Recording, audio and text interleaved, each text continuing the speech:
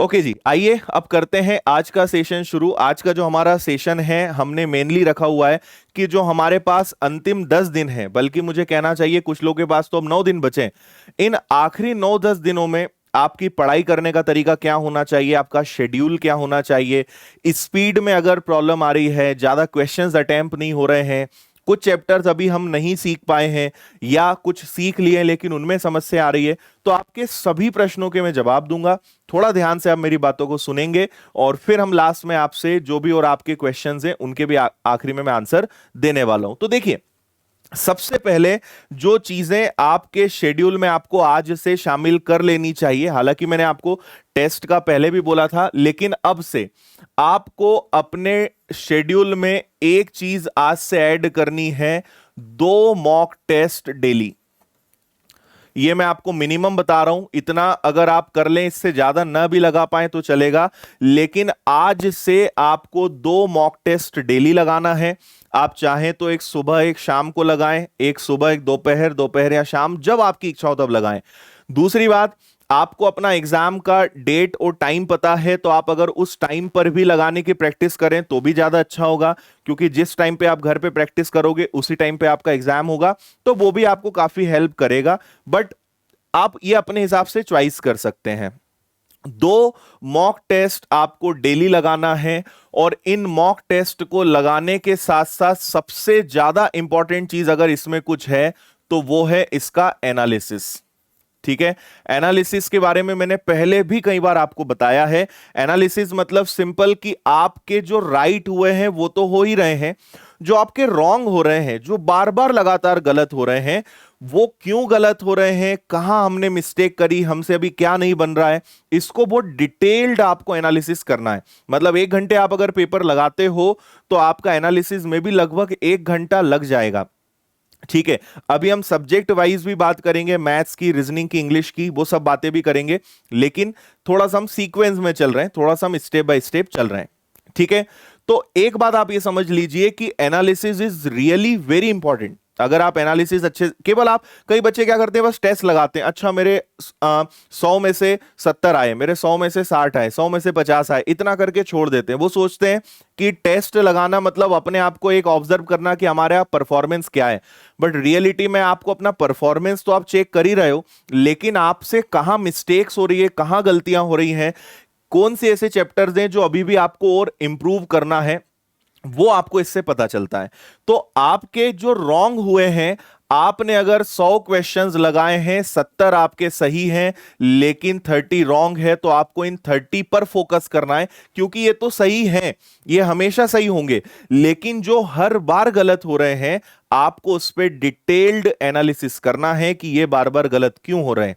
एक बात, अब जब आप एनालिसिस कर लोगे, अब हम एक एग्जाम्पल ले लेते हैं। मान लीजिए आपने मैथ्स में देखा कि मैथ्स में मुझसे बार बार ना डीआई में ज्यादा गलती हो रही, मैं एक एग्जाम्पल दे रहा हूं, है ना, मैथ्स में बार बार डीआई में ज्यादा गलतियां मुझसे हो रही हैं, तो आप अब क्या करोगे, आप उन टॉपिक्स को टारगेट बनाकर काम करोगे। कुछ टॉपिक्स को आप टारगेट बनाओगे और उन पर आप काम करोगे। कौन कौन से टॉपिक्स इंपॉर्टेंट हैं ये मैं आगे आपको अभी बताऊंगा। एक एग्जांपल दे रहा हूं कि आपको लग गया कि सर डीआई में मुझे बड़ी प्रॉब्लम जा रही है, तो अब आपको क्या करना है, आप 1 दिन या 2 दिन, जितने मैक्सिमम आवर्स आप दे सकते हो, सबसे पहले अगर आपको लग रहा है कि मुझे ये चैप्टर दोबारा से रिवीजन कर लेना चाहिए, तो जितना भी क्लास में हमने आपको बताया है पूरा एक बार फास्ट रिवीजन कर लो। ठीक है, उसके बाद फिर आपके पास प्रैक्टिस के लिए मटेरियल भी बहुत सारा है, उससे आप प्रैक्टिस करिए। तो आप टारगेट बना लीजिए कि मैं 8 घंटे, 10 घंटे, 12 घंटे, जितना टाइम आप दे सकते हो, डीआई डीआई डीआई इतना लगा लूंगा कि मुझे इसमें टेंशन खत्म हो जाएगा। बात समझ में आ रही है? किसी भी सब्जेक्ट की हम बात करें, मैथ्स हो, रीजनिंग हो या इंग्लिश हो, मुझे समझ में आ गया है कि मेरा ये टॉपिक सही नहीं है, तो उसका तरीका भागना नहीं है, उसका तरीका है लेट्स फेस इट, उसका सामना करते हैं और उसको जितना टाइम डेडिकेट कर सकते हैं कर डालो। इतने क्वेश्चन कर डालो कि 100-200 क्वेश्चन अपने हो जाएं कि उसमें दिक्कतें ही खत्म हो जाएं। यह तरीका होता है प्रॉब्लम्स को खत्म करने का, है ना। उसे बनाए रखोगे, वो चीजें हमेशा गलत होंगी। तो हर सब्जेक्ट में टारगेट बना लो, ये चीजें हैं, इसे मुझे करना है। तो आप मॉक टेस्ट लगाओगे, और एक चीज ध्यान रखना कि इसमें आपको रियल एग्जाम वाला फील आना चाहिए, है ना। पूरा टाइमर लगा के बैठोगे, 20-20 मिनट्स के टाइमर्स आपके पास घड़ी में, आप स्टॉप वॉच या मोबाइल में स्टॉप वॉच लगा लो। वैसे आप बेटर है कि आप अपनी घड़ी का यूज करें, क्योंकि एग्जाम हॉल में भी आप उसी का यूज करेंगे। और हालांकि आपके कंप्यूटर स्क्रीन पर भी टाइमर आपको शो करेगा। टाइमर से बहुत ज्यादा पैनिक नहीं होना है, टाइमर को बार बार देखना नहीं है, अपने रियल परफॉर्मेंस पर, बाकी चीजों पे फोकस करना है। और अगर आप ये अच्छी हैबिट्स आज से बनाओगे ना, तो ये एग्जाम में आपको हेल्प करेंगी। ठीक है, आप ये मानकर आज से 2 पेपर्स दीजिए कि आप हर दिन 2 state bank of India clerk के रोज एग्जाम्स दे रहे हो। तो एग्जाम के पहले लगभग आप 20 पेपर्स आपको लगा के जाना है। मतलब रियल एग्जाम के पहले आपको ये एक्सपीरियंस हो जाना चाहिए कि मैं 20 एग्जाम्स पहले दे चुका हूं। जो बच्चे बोलते हैं ना सर मैं फ्रेशर हूं, मैं तो पहली बार एग्जाम दे रहा हूं, तो मैं आपको बता रहा हूं, आप 20 बार एग्जाम देने के बाद 21वां एग्जाम दोगे। ऐसा एनवायरनमेंट, ऐसा एक्सपीरियंस आपको रेडी कर लेना है। तो आप टाइमर के साथ लगाएं, एग्जाम के हिसाब से चलें, और एकदम ऐसा मान के चलो कि आप रियल पेपर दे रहे हो। तो आप रियल एग्जाम में you will feel more comfortable, आप ज्यादा बेहतर अपने आप को महसूस करेंगे। और जो एक प्रेशर होता है टाइम का, एक टेंशन जो होता है, जब रोज आप वैसी प्रैक्टिस करोगे तो एग्जाम में आप उतने पैनिक या उतने टेंशन में आप फील नहीं करोगे। तो ये ध्यान रखिए, रियल एग्जाम्स आपको रोज देना है एक्चुअल एग्जाम्स के पहले। एक बात। दूसरी बात, यहां पे मैं आपको एक बात बताता हूं, जो देखो ये चीजें एक्चुअली हर एग्जाम के लिए कॉमन है। आप किसी भी एग्जाम को देने जा रहे हो, जो चीजें मैं आपको बता रहा हूं ये कॉमन है। और एग्जाम के पहले कुछ और चीजें होती हैं। इस सेशन को मैं बहुत लंबा नहीं बनाऊंगा। एग्जाम जाने के पहले, मतलब जैसे 10 से एग्जाम चालू हो रहे हैं, तो मैं आपको 8 तारीख को कुछ और टिप्स देने वाला हूं, कुछ और चीजें आपको बताऊंगा जो एग्जाम हॉल में आपको किन चीजों का ध्यान रखना है, एक दिन पहले क्या करना है। ये सभी प्रश्नों के मैं जवाब दूंगा। 8 तारीख को, 8 जुलाई को मैं आपको एक और वीडियो आपके लिए लाऊंगा, उसमें चीजें आपको मैं बताऊंगा। तो वो बातें अभी हम नहीं कर रहे हैं। जो बच्चे नए हैं, पहली बार एग्जाम देने जा रहे हैं, आप एक बात समझ लीजिए कि एग्जाम में सबसे ज्यादा अगर कोई चीज इंपॉर्टेंट है तो वो है टाइम मैनेजमेंट। और टाइम मैनेजमेंट के पीछे सबसे बड़ा फैक्टर जिम्मेदार होता है आपका सीक्वेंस।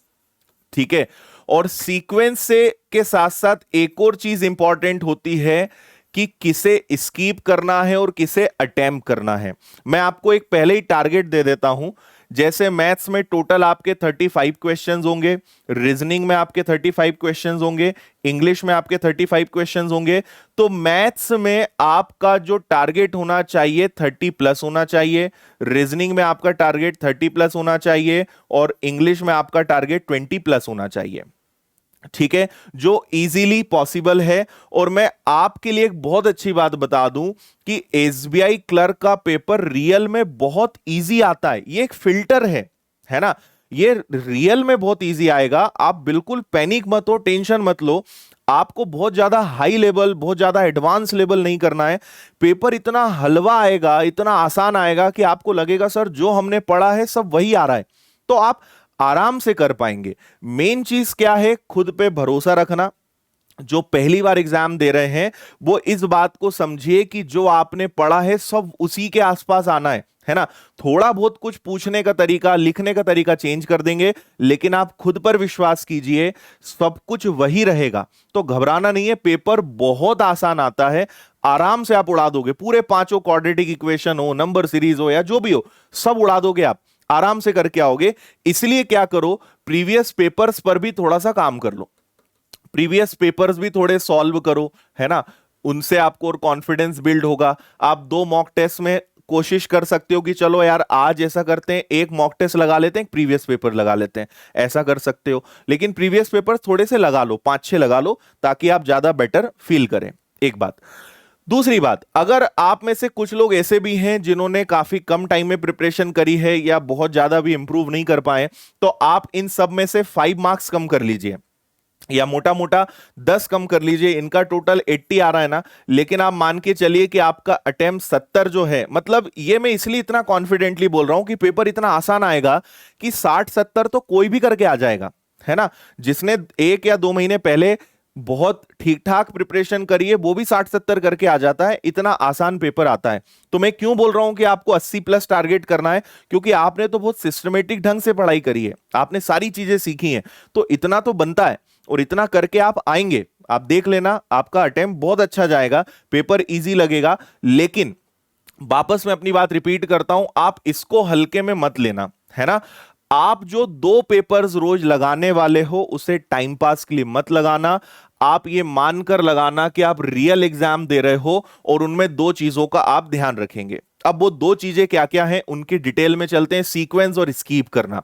जैसे हम गए भाई सबसे पहले मैथ्स में, तो आप एक बात समझिए कि मैथ्स में कितने क्वेश्चंस आएंगे, 35 क्वेश्चंस आएंगे। आपका टारगेट यह होना चाहिए कि पहले देखो, हमने पहले भी कहा है कि एक आपका सिंप्लीफिकेशन हो गया और अप्रोक्सीमेशन हो गया, दूसरा आपका नंबर सीरीज हो गया, तीसरा डीआई हो गया, चौथा आपका क्वाड्रेटिक इक्वेशन हो गया। नो डाउट ये आपका लगभग 80% सिलेबस कवर करते हैं, है ना। 80% क्वेश्चंस इन्हीं से आते हैं, तो आपकी प्रायोरिटी होना चाहिए कि पहले हम इन्हें कर दें।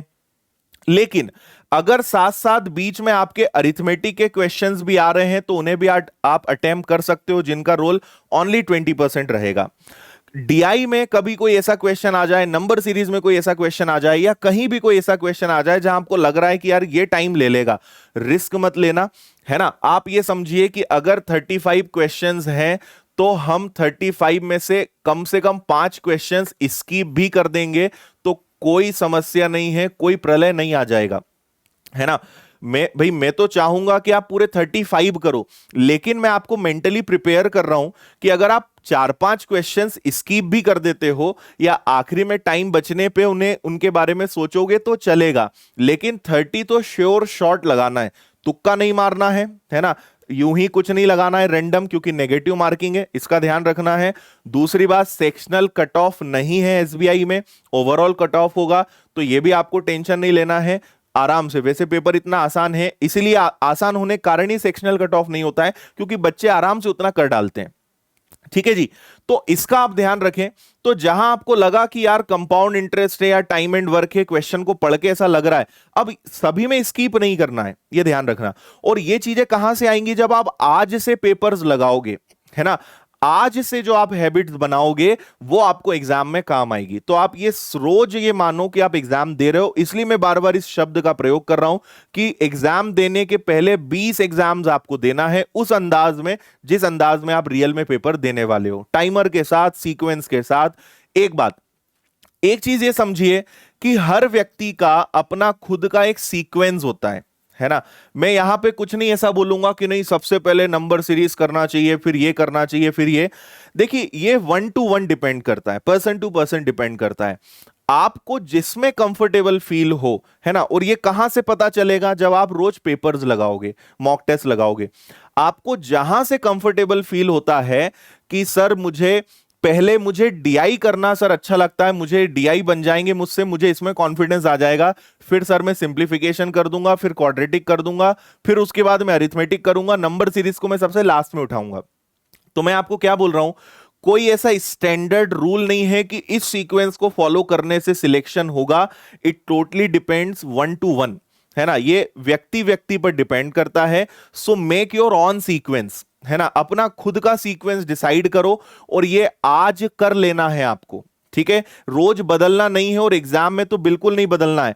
आज डिसाइड कर लो कि मैथ्स में मैं इस तरीके से चलूंगा, रीजनिंग में ऐसे, इंग्लिश में ऐसे, और आने वाले 8 दिन, 9 दिन, 10 दिन वही सीक्वेंस चलेगा, और वही का वही एग्जाम में फॉलो करोगे आप, ये ध्यान रखना, है ना। रोज रोज बदलना नहीं है। आपने इतने पेपर लगाए हैं तो अब आप इतने एक्सपीरियंस्ड हैं कि मुझे क्या पहले करना है, क्या बाद में करना है, क्या स्कीप करना है, ठीक है। सेम बात अगर मैं करूं रीजनिंग की, तो देखो आपको मैं ये टॉपिक्स क्यों बता रहा हूं, क्या, क्योंकि आपको इन पे अब सबसे ज्यादा फोकस करना है ना। जैसे हम लोगों ने आपके लिए प्रैक्टिस सेशन लेकर आए हैं यूट्यूब पर, तो आपको इन टॉपिक्स पे ज्यादा फोकस करना है, क्योंकि ये ऐसे टॉपिक्स हैं जिनमें आप 100% ला सकते हो, है ना भाई। इनमें से हो सकता है दो चार क्वेश्चंस ना बने, लेकिन इसमें आप लगभग सभी करके आ जाओगे। डीआई में एक आधा क्वेश्चन कैलकुलेटिव है तो उसको छोड़ देना, लेकिन सारा आपसे बन जाएगा। नंबर सीरीज भी बहुत आसान आएगी, तो बिंदास आप कर पाएंगे, कहीं आपको इसमें समस्या नहीं आने वाली है। इतनी बात सभी को समझ में आ रही है? ठीक है। अब एक बात समझिए, जैसे हम रीजनिंग की बात करें तो रीजनिंग में आपको पता ही है कि पजल्स है ना, सिटिंग अरेंजमेंट है, कोडिंग डिकोडिंग है। इसके अलावा इसमें एक अल्फा न्यूमेरिक सीरीज होती है ना, सिलोलिज्म होते हैं। तो ये 4-5 ऐसे टॉपिक्स हैं जिनसे लगभग 80% क्वेश्चंस आते हैं, है ना। तो आपको आने वाले 10 दिन इन्हीं पर फोकस करना है। सेम अरिथमेटिक है। अब मैं आपको यहां सजेस्ट करूंगा कि ये टाइम है कुछ चैप्टर्स को छोड़ने का। जैसे मान लो आपको लग रहा है कि सर अब इतना ज्यादा है कि अभी तो मुझसे यही अच्छे से नहीं बन रहे हैं, और ऊपर से चेन रूल और ये मैं करूंगा, या मुझसे सर अभी तो पजल सिटिंग अरेंजमेंट नहीं बन रहे हैं, तो मैं बाकी टॉपिक्स को कैसे करूंगा। तो अब आप फोकस करिए कि भाई सपोज करो सिंप्लीफिकेशन के 5 क्वेश्चन आएंगे और आपका एज से एक क्वेश्चन आएगा, तो आपके लिए इंपॉर्टेंट क्या हुआ? आपके लिए इंपॉर्टेंट हुआ सिंप्लीफिकेशन। तो आप अब क्या बोलोगे? अब ये चैप्टर को नहीं करना। देखो, अब वो समय नहीं है कि हम सारे चैप्टर्स पे फोकस करें, सारे चैप्टर्स को करें। हमारी पहली प्रायोरिटी है कि जिन 4-5 टॉपिक से 80% क्वेश्चंस आते हैं, हम अब उन पर मेहनत करेंगे। और अगर हमारे दिन भर के शेड्यूल में थोड़ा सा टाइम बच जाता है तो फिर हम नए टॉपिक्स पे काम कर सकते हैं। लेकिन जैसे अब आपका सिटिंग अरेंजमेंट और पजल्स ही वीक है, पहली बात तो ये समझिए कि पजल सिटिंग अरेंजमेंट बहुत आसान आएगा, है ना। आराम से 5 क्वेश्चंस आपके बनेंगे। भाई इसमें फायदा क्या है कि एक बार में 5 क्वेश्चंस बनते हैं। तो आने वाले 10 दिन इस पर काम करना है हमें। जो हमारी वीकनेसेस है, जो चैप्टर्स इंपॉर्टेंट हैं लेकिन हमें अभी उतना इंप्रूवमेंट उनमें नहीं हुआ है, उस पर काम करना है। तो अब आपके नेक्स्ट 10 डेज प्रायोरिटी क्या है? इंपॉर्टेंट टॉपिक्स पर रिवीजन, उनकी प्रैक्टिस, और उन्हीं पर ज्यादा से ज्यादा फोकस करना है कि हर हाल में सर ये तो गलत हो ही नहीं सकते। बात समझ में आ रही है? इसी प्रकार आपको पता है कि इंग्लिश में क्या इंपॉर्टेंट होता है। इंग्लिश में इंपॉर्टेंट होता है आरसी, रीडिंग कॉम्प्रिहेंशन। अगर आप पहले दिन से, जब से मैंने कहा था, अगर उस दिन से आप रीडिंग अच्छे से कर रहे हो तो शायद आपसे सभी चीजें बहुत अच्छे से अभी तक बन रही होंगी। ये मैंने आपको पहले भी कहा था। हाँ जी, ठीक है। अच्छा, इसके अलावा और क्या होता है? तो आपका एक क्लोज टेस्ट होता है, एरर डिटेक्शन होता है ना। ये कुछ ऐसे चीजें हैं जो आती ही आती हैं इंग्लिश में, और इनका आना लगभग कंफर्म सा होता है। ठीक है। फिलर्स होते हैं, सेंटेंस अरेंजमेंट होते हैं, ये भी काफी आसान होता है, फिलर्स होता है। तो ये कुछ ऐसे 4-5 टॉपिक्स हैं जो लगभग आपके 80% इंग्लिश को कवर करते हैं। तो focus on this topic for the next 8 days और 10 days, what ever, right.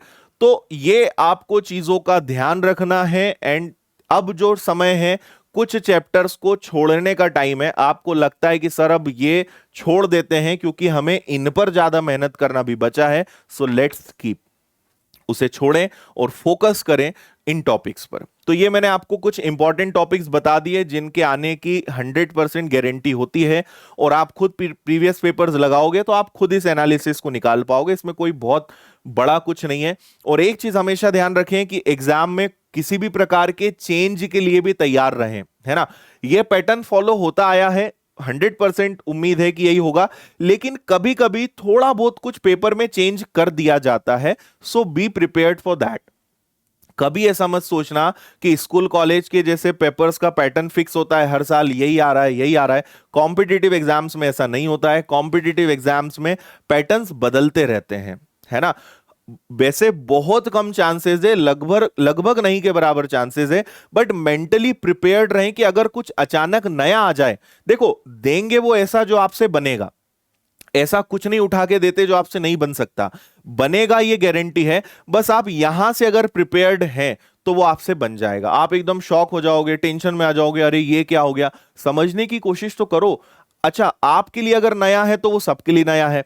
Paper अगर आपके लिए टफ है तो सबके लिए टफ है, अगर आपके लिए इजी है तो सबके लिए इजी है। इस बात का ध्यान रखें। तो जो होगा सबके साथ होगा, किसी आप अकेले के साथ वो नहीं होगा। तो टेंशन नहीं लेना है, सब उसको फेस करेंगे, लेकिन कौन उसे किस तरीके से हैंडल कर रहा है ये वहां पे एग्जाम में इंपॉर्टेंट होता है। तो अपनी हैंडलिंग प्रॉपर रखिए, अपने आप पे विश्वास करिए, भरोसा रखिए।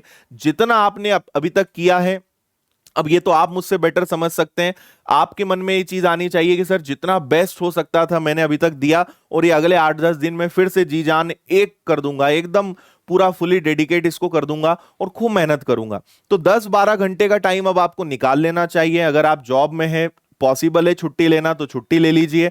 लेट्स फोकस ऑन स्टडी, पूरा फोकस आप उस पर करिए, थोड़ा बहुत मैनेज करिए। हर चीज का हल निकाला जा सकता है, क्योंकि ये आखिरी के दिन बहुत इंपॉर्टेंट है। प्री नहीं निकला तो फिर क्या करोगे मेंस देकर, मेंस कैसे आपको मिलेगा, है ना। बाद में सोचोगे यार काश मैं छुट्टी ले लेता, काश मैं थोड़ा सा ऐसा और कर लेता। काश शब्द नहीं आना चाहिए, अभी करो, है ना। एग्जाम देने के बाद तो आप मुझसे ज्यादा अच्छे सलाहकार बन जाओगे, फिर आप मुझे बताओगे सर एग्जाम में ऐसा होता है वैसा होता है, वो सब चीजें मैं आपको पहले बताऊंगा, लेकिन फिर आप भी सलाह देने लग जाओगे।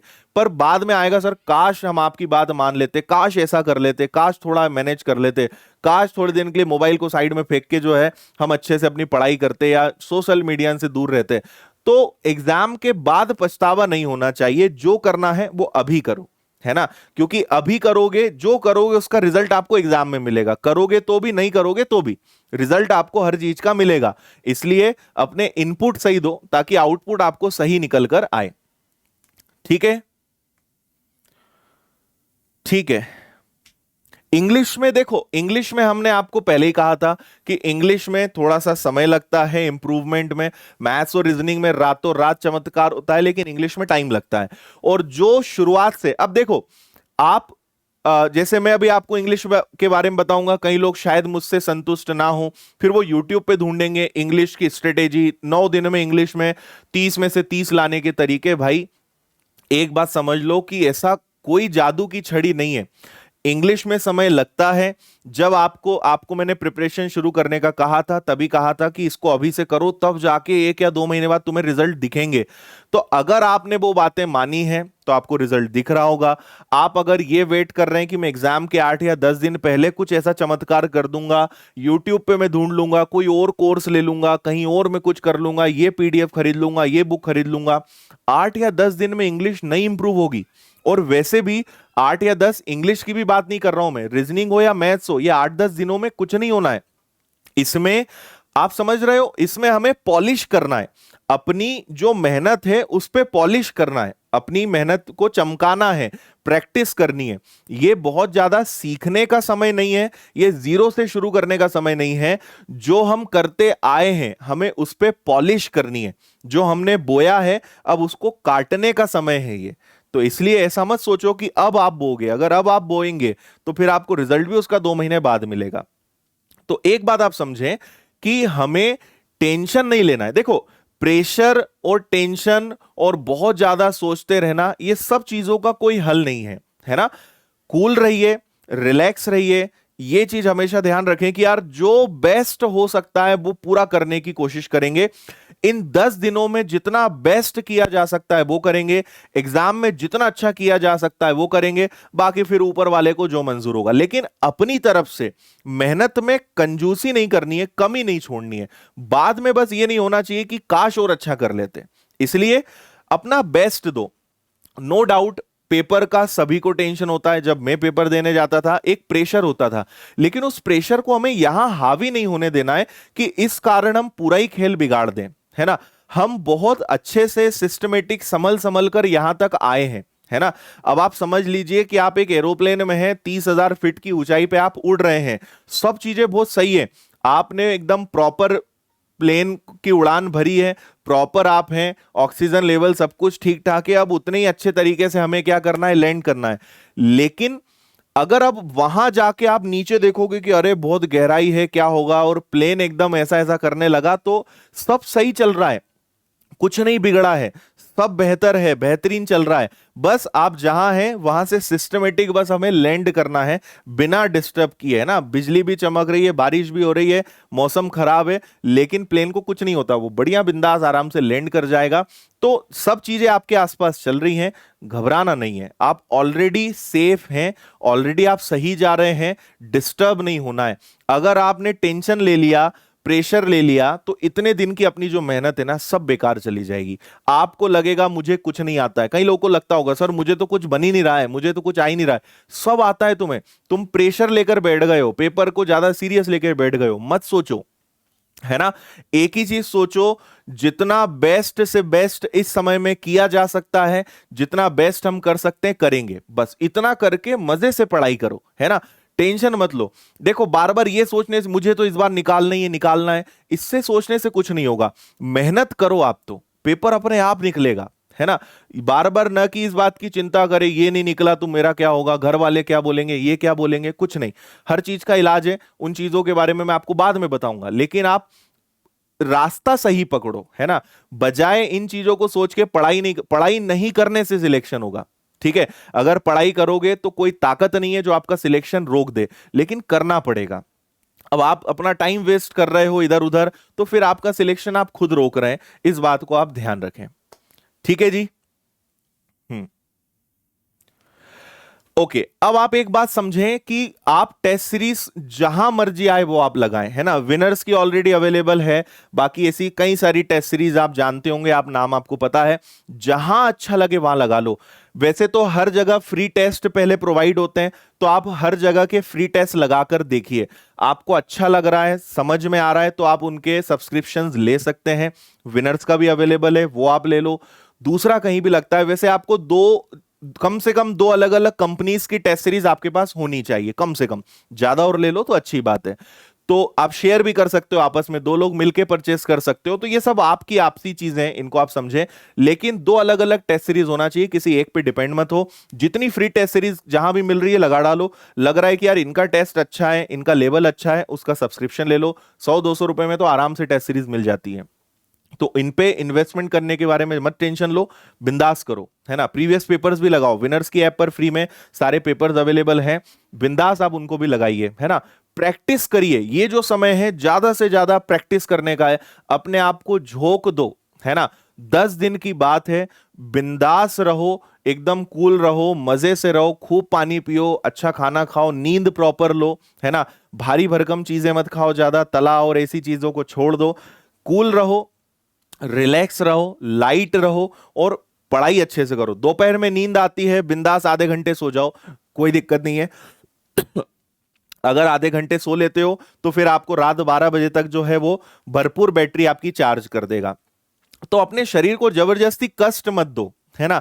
क्योंकि इतनी आप मेहनत करवाओगे तो बॉडी को भी थोड़ा रिलीफ चाहिए। तो आप 7 घंटे कम से कम नींद लें। दोपहर में लगता है 10-15 मिनट आधे घंटे सोना है, सो लो। क्योंकि यार इतना आप पढ़ रहे हो, 12-12 15-15 घंटे पढ़ोगे तो थोड़ा बहुत रेस्ट चलता है, कोई समस्या नहीं है। लेकिन ज्यादा नहीं, ऐसे नहीं कि 2 बजे सोने बैठे और जो है रात को शाम ही कर दी, 6 बजा दी, ये गलत है। तो 15-20 मिनट आधे घंटे सो, इसको थोड़ा शांत रखो, ज्यादा एग्जाम एग्जाम एग्जाम मत चलाओ, पढ़ाई पर फोकस करो, ठीक है। और एक ही चीज सोचो कि यार जो होगा देखा जाएगा, अपने हाथ में मेहनत करना है। वैसे भी आपके हाथ में मेहनत करनी है, आप भगवान नहीं हो, मैं भगवान नहीं हूं कि कुछ ऐसा हम चमत्कार कर देंगे। हम इंसान हैं, साधारण लोग हैं, हमारे हाथ में मेहनत करना है, कंपटीशन को फेस करना है। और आपका जो कॉम्पिटिटर है वो भी मेहनत ही कर रहा है ना। वो भी अपने आप को लगातार इंप्रूव कर रहा है, अपने आप को रिफाइन करते जा रहा है। तो आपका कॉम्पिटिटर भी वही काम कर रहा है, आप भी वही करिए, है ना। ये लड़ाई किस चीज की है? ये लड़ाई है माइंड की। तो अपने दिमाग को चलाइए, टेंशन लेने से कुछ नहीं होगा, ठीक है जी। हाँ,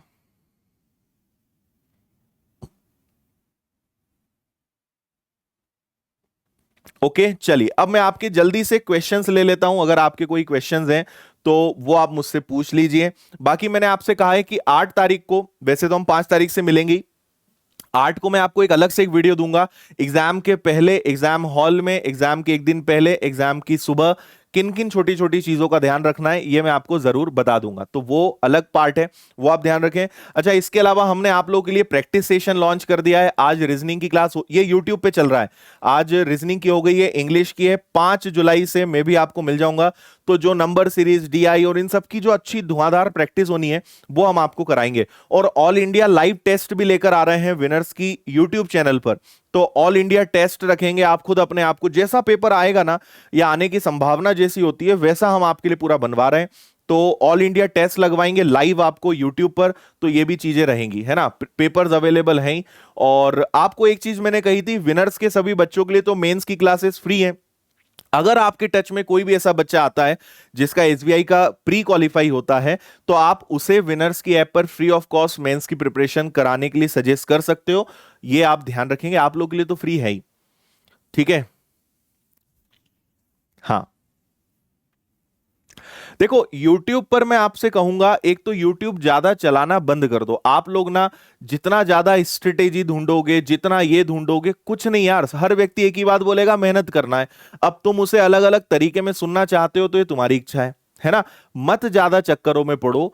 कोई शॉर्टकट नहीं है, किसी टीचर के हाथ में कुछ नहीं है कि उसकी वो चीज तुम्हें बता देगा। हर व्यक्ति यही बात बोलेगा जो मैंने बोला है, सब लोग वही बोलेंगे कि मेहनत करो, सब बोलेंगे टेस्ट लगाओ, सब बोलेंगे प्रैक्टिस करो। अब सबका बोलने का तरीका अलग अलग है। ज्यादा मत उलझो इन बातों में। कोई तुम्हें जादू की छड़ी नहीं देने वाला है, कोई तुम्हें कोई ऐसा कोई ट्रिक नहीं बताने वाला है कि सिलेक्शन हो जाए। अगर ऐसा होता तो फिर अलग ही बात थी। हर व्यक्ति मेहनत करने का बोलेगा। मत पड़ो ज्यादा चक्करों में, है ना।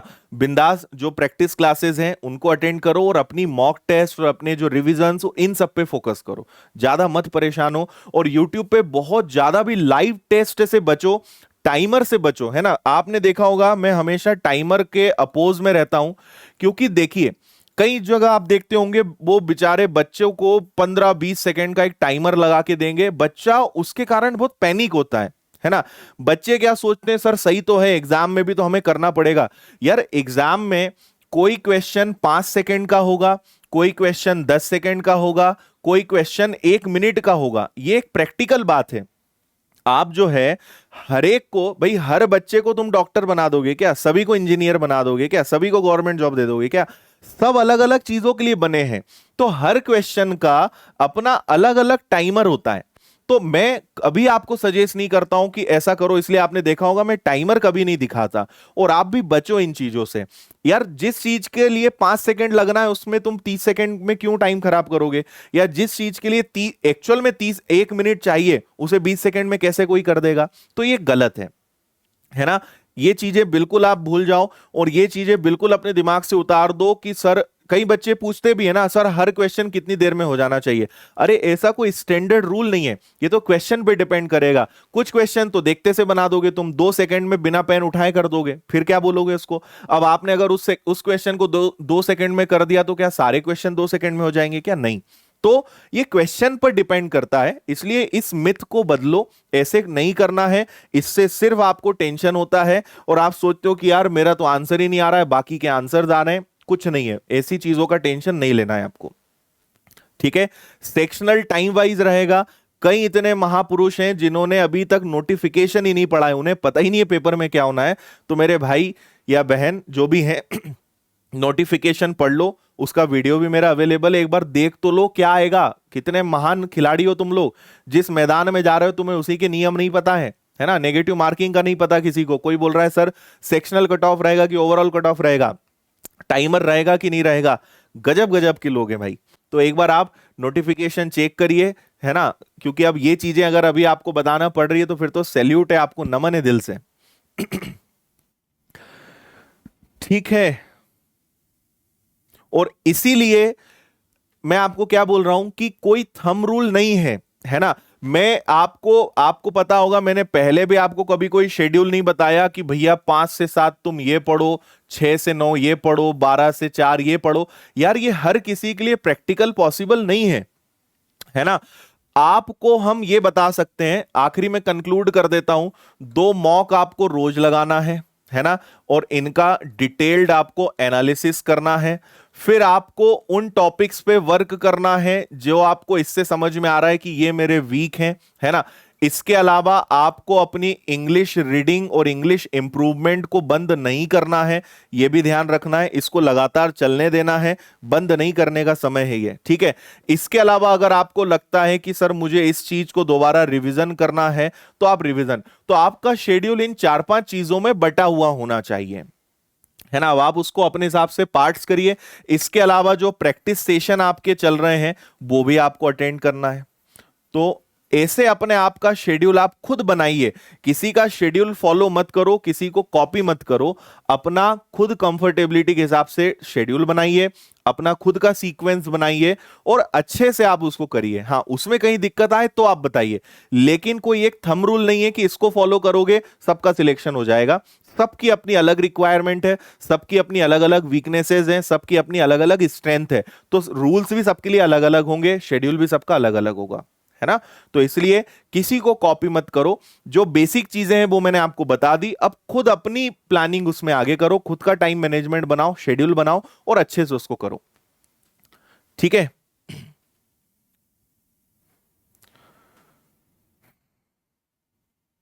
आरआरबी की बात बाद में करेंगे, अभी आरआरबी की कोई बात नहीं करेंगे हम, है ना, उसकी सब बातें बाद में करेंगे।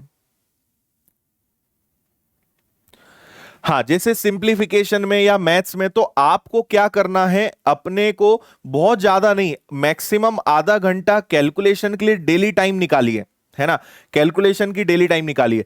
इसके अलावा आपको लगता है कि सर मेरे पास फिर भी समय बच रहा है, तो आप एक काम और कर सकते हो। पता है क्या काम कर सकते हो? जैसे मैंने कहा था आपको कि डेली क्या करना है, और ये तो आपको करना ही है वैसे भी, पजल्स और सिटिंग अरेंजमेंट ये आपको डेली बेसिस पे सॉल्व करनी है।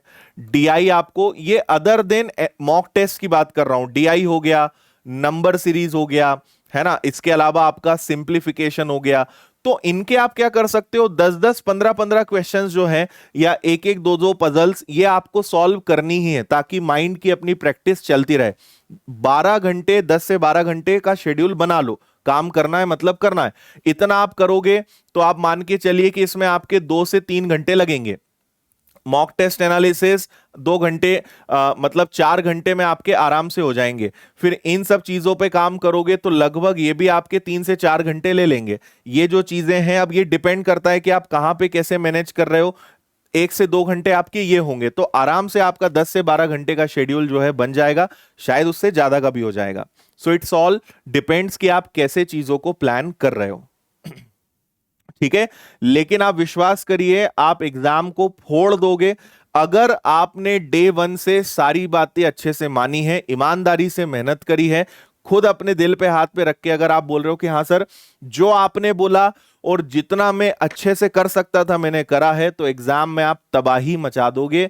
ये मैं गारंटी के साथ बोल रहा हूं। पेपर बहुत आसान आएगा यार, इतना आसान आएगा, बिंदास करके आओगे तुम, अलग ही चमकोगे वहां पे। बस डिस्टर्ब नहीं होने का, जो अपने आखिरी दिन है, मस्त रहो, भरोसा रखो, मजे से आगे बढ़ते रहो, सब बनेगा आपसे, ठीक है। और जिनमें टाइम लग रहा है उन पे प्रैक्टिस करो, टेबल्स, कैलकुलेशंस, इन पे काम करो, स्पीड बढ़ेगी, है ना। ओके, तो इतना डोज आई थिंक आज के लिए काफी है। फिर मंडे से तो आपको डेली डोज मिलेगा, है ना। सोमवार से तो फिर हम ऐप पर तो मिलेंगे ही, ऐप पर जो है वो तो चल रहा था, वो तो चलेगा ही, और यूट्यूब पर भी आपको मिलेंगे। और फिर मंडे से आपको डेली एक एक वैक्सीन लगाते जाएंगे, है ना। एग्जाम के पहले आपको 6-7 डोज ठोक देंगे आपको। एक सर्विसमैन का भी होता है, उसमें बेनिफिट होता है, कट ऑफ काफी कम जाता है, तो बेनिफिट आपको मिलेगा, ठीक है जी। चलो जयंत, बहुत अच्छी बात है, ठीक है। 20 मिनट में ज्यादा क्वेश्चन नहीं हो पा रहे हैं, ये 8 या 10 दिन जो चीजें बोली आप करिए। आप अगर अभी 20-22 पे हैं तो आप 28-30 को टच कर दोगे, है ना। 10 दिन का महत्व समझिए, इनको जैसे अभी तक चलाए हैं वैसे नहीं, इनको नेक्स्ट लेवल पे लेकर जाना है। जो बातें बोली वो मानिए, प्रैक्टिस बढ़ाइए, अटेम्प्ट बढ़ेंगे, एक्यूरेसी बढ़ेगी, समय भी आपका उसी समय में सब चीजें मैनेज होंगी। ये 8 या 10 दिन जो है बहुत बड़ा चमत्कार करने वाले हैं, अगर सही ढंग से आपने इनका फायदा उठा लिया तो, ठीक है। चलिए, तो अब आपसे विदा लेते हैं। इसके बाद और भी अगर कोई डाउट्स है, क्वेश्चंस हैं, तो उन्हें बचा के रखिए। फिर अगले जो भी अपना सेशन रहेगा उसमें हम मंडे को वापस आपसे मुलाकात करेंगे और सारी चीजें फिर आपके साथ दोबारा से शेयर करेंगे। तब तक खुश रहिए, मस्त रहिए, मुस्कुराहट अपने चेहरे पे एकदम बनाए रखना है, कूल रहना है ना। मेहनत बहुत सारी करना है, एक सेकंड भी बर्बाद नहीं करना है। एक एक सेकंड का हिसाब जो है परीक्षा मांगती है। तो एक सेकंड भी अगर आपने बर्बाद करा है, मतलब आपको अपने भविष्य की चिंता नहीं है। तो एक सेकंड क्या, नैनो सेकंड भी खराब नहीं करना है, लगे रहना है, फोड़ देना है इस बार पूरा। और मेहनत करो, फोकस्ड रहो, है ना। हर चीजों का ध्यान रखो, बैलेंस बनाओ। एग्जाम को एग्जाम के तरीके से लो, इसको एक लाइफ, मतलब ऐसा कुछ मत मानो कि हे भगवान क्या होगा। सब अच्छा होगा, मेहनत करिए ना, सब अच्छा होगा। और अभी इन आने वाले दिनों में आप काफी इंप्रूव करने वाले हो। और नहीं, अगर आपको अभी तक इंप्रूवमेंट फील होता है तो एटलीस्ट सोच तो अच्छा सकते हो। अच्छा सोचने में तो कोई दिक्कत नहीं है ना। ये मानो कि नहीं, मेरे पास 8-10 दिन है, मैं काफी इंप्रूव कर लूंगा। तो जब ये बात खुद से बोलोगे ना, एक्चुअल में इंप्रूवमेंट होगा और आपको फील भी होगा। इसलिए यहां से सही सोचो, बस इसको सही रखोगे, पूरा आपका एग्जाम तक सब कुछ सही रहेगा। यहां से कमजोर पड़ गए तो आप समझ लो हार गए। बोलते ना, जो मन से हार गया उसकी हार निश्चित है। तो यहां से जीत अपनी तय रखो, यहां से पॉजिटिव रहो, आप एग्जाम में झंडे गाड़ कर आओगे, है ना। मन से मत हारो, मन से एकदम स्ट्रांग रहो। यहां से आप सोच लो कि आप जीत आपकी तय है, आपको जीतने से कोई नहीं रोक सकता। ठीक है जी, चलिए अब विदा लेते हैं। नेक्स्ट क्लास मंडे अपनी मुलाकात होती है। बहुत सारा धन्यवाद आपको, ऑल द बेस्ट आने वाले 3 दिनों के लिए, है ना। फिर तो मंडे से आपकी मैं डेली रिपोर्टिंग लूंगा ही। तब तक ध्यान रखें, खुश रहें, मुस्कुराते रहें, मोटिवेटेड रहें, खूब खाए पिए, उसका भी बिंदास ध्यान रखें। बॉडी को रेस्ट भी दें, एकदम अपने शरीर के साथ शोषण नहीं करना है, रेस्ट प्रॉपर करना है, यहां से अच्छे से कूल रहना है। और हर चीज का बैलेंस बनाइए। आप एग्जाम को फोड़ने वाले हैं, एग्जाम में आग लगाने वाले हैं, तबाही मचाने वाले हैं, इसका भी ध्यान रखें। ठीक है, चलिए बाय बाय, जय हिंद, टेक केयर।